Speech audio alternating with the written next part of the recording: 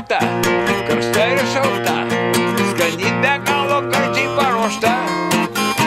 Iš Indijos kalnų, šafrano šaknų, sveikata žada gerą visada. Sveiki visi studentai, dėstytojai ir besidomintys sveikata žmonės. Šiandien aš jums pristatysiu vieną projektą, kurį kartu su sveikatos priežiūros fakulteto reabilitacijos katedros vedėja, ponė Gintilienė, mes sugalvojom padaryti. Mes norėtumėm jūsų paklausti, kas jūsų manymų yra sveikata? Sveikata? Taip.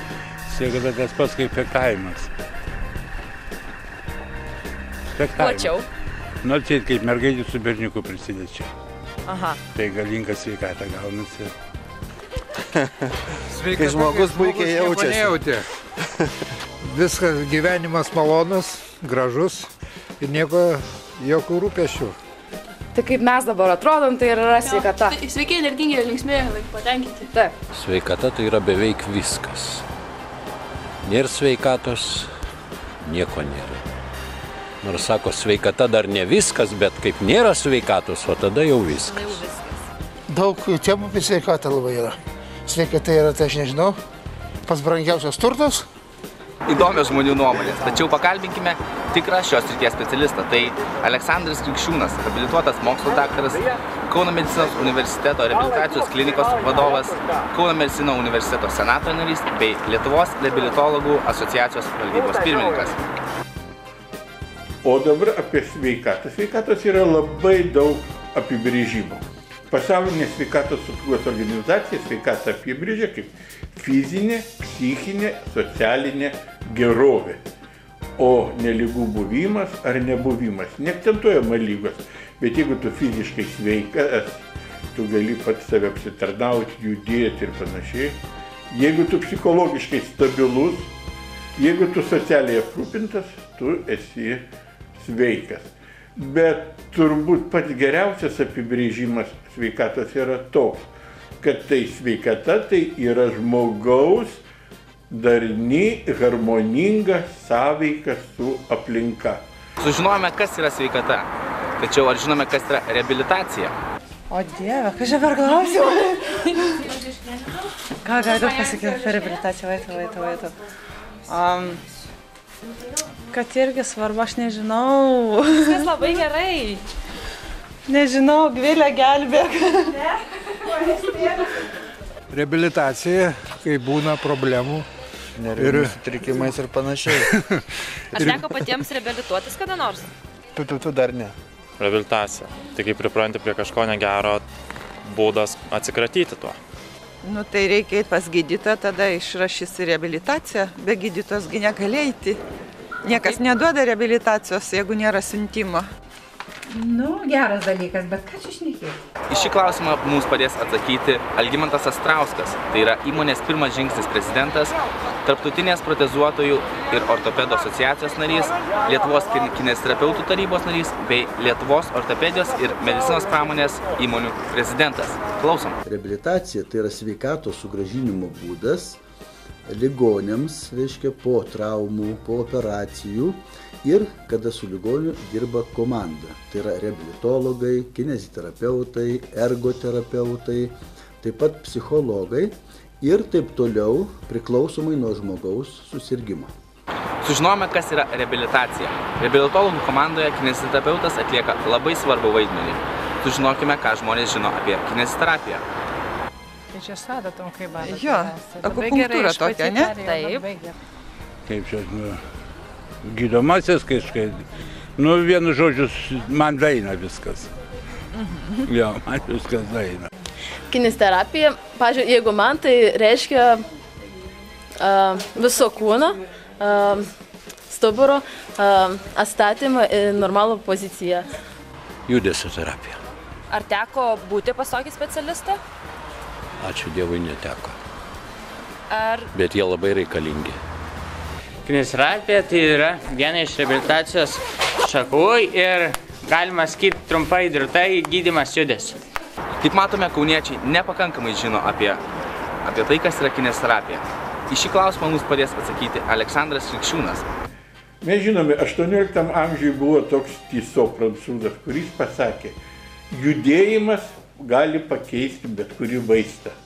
bet joks vaistas nepakeis judėjimo. Ir kineziterapija tai yra gydymas judesiu. Ir kuo skiriasi gyvasis daiktas nuo negyvojo. Visa, kas gyva, juda. Ir žinoma, kada mes kalbame apie reabilitaciją, tai viena svarbiausių sričių reabilitacijų, tai žmogų priversti judėti. Visiškai keičiasi organizmo veikla, visai keičiasi širdies veikla, kaulų raumenų sistemas, kvėpavimas ir taip toliau, ir taip toliau. Ir po stovinčio akmeniu visos bjaurybės veisia, rupūžė, dar panašiai. O ten, kur srovė, ten yra švaru, gerai ir taip toliau. Tai kineziterapija viena pagrindinių specialybių reabilitacijai.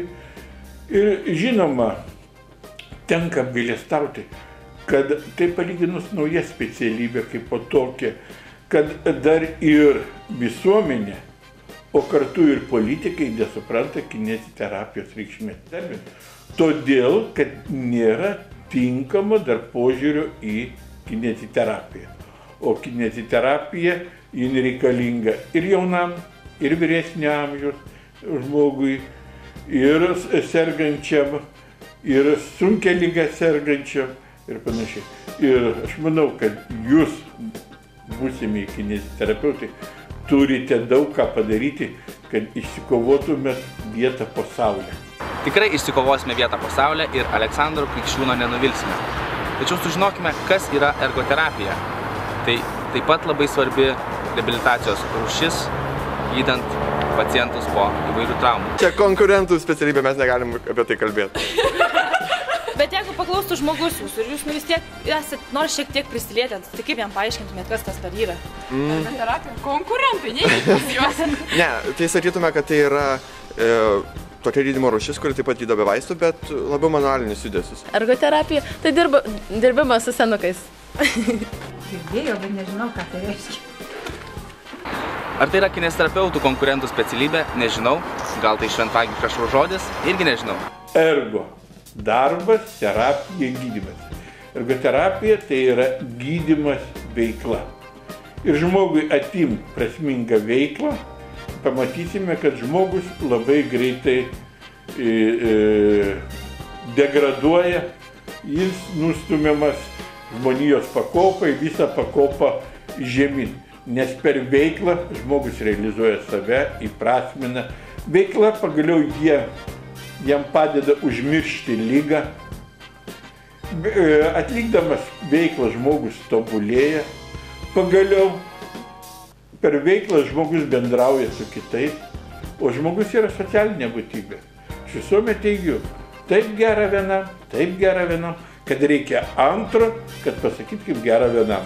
Tai vat ergoterapeutas turi parinkti žmogui veiklą pagal jo pomėgius, pagal jo sveikatos galimybę, tam, kad jis susirastų bendraminčių, kad jis galėtų pasikeisti informaciją ir apie lygą, ir apie pasidalinti savo laimėjimais ir taip toliau, ir taip toliau. Tai va čia ergoterapeuto funkcija yra žmogui pritaikyti jo išlikusias funkcijas savo apsitarnavimui, profesiniai veiklai, o pagaliau ir laisvalaikio praleidimo.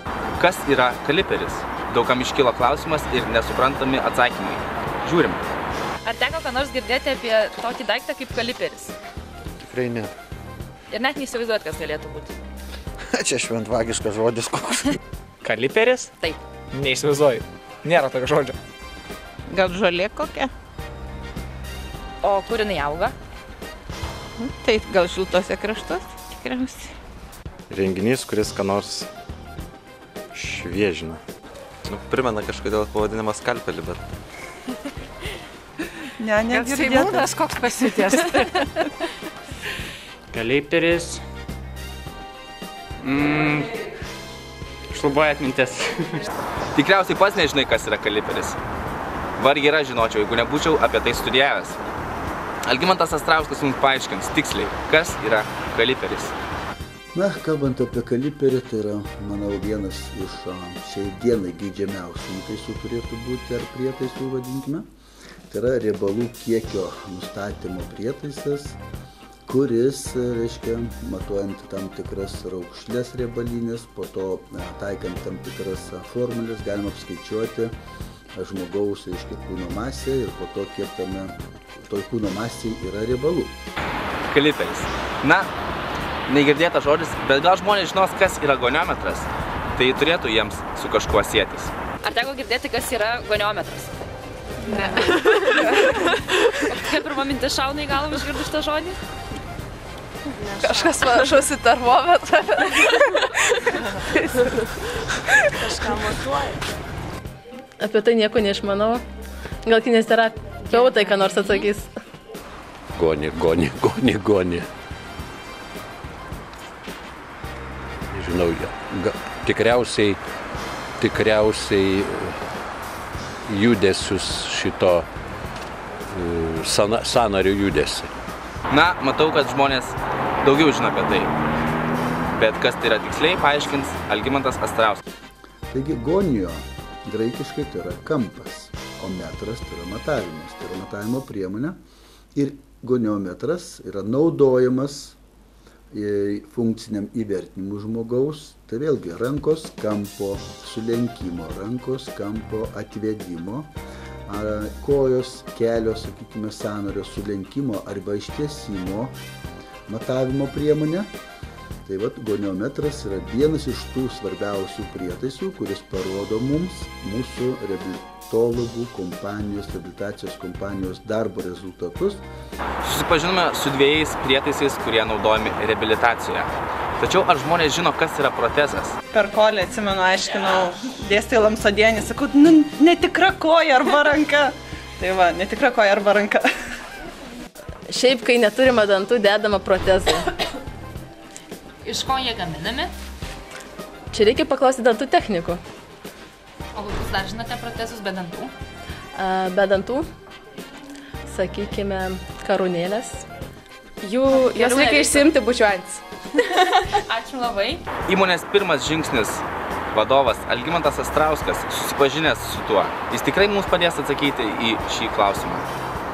Protezas tai yra viena iš pagrindinių reabilitacijos priemonių, kadangi žodis protezas tai yra kilęs iš graikų kalbos ir reiškia pridėjimą, prijungimą.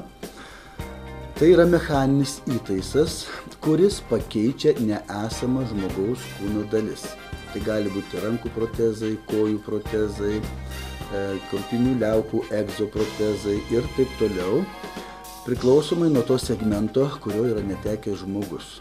Iš kokių jie medžiagų dažniausiai būna pagaminti?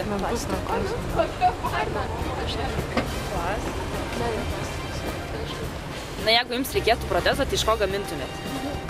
Pirmiausia, tai mes jau negamintume. Bet jeigu būtumėt negyvenamai saloj ir nulūžtų koją ir užgytų ir sakytų, va, reikia... Aišku, medeniai. Kadangi negyvenamai saloj. Kaip jums atrodo, iš kokių medžiagų gaminami protezai? Plasmasės ir geležies. Protezai gali būti gaminami iš medžio, iš geležies, odų, taip pat kitokių medžiagų, kurios netgi naudojamos kosmoso technologijose. Visi šiandienos klausimai buvo atsakyti. Įdomus atsakymai, dar įdomesni daktarų pasisakymai. Šiandien su jumis baigiau. Laida Klausimėlis, Julijus Nosovas.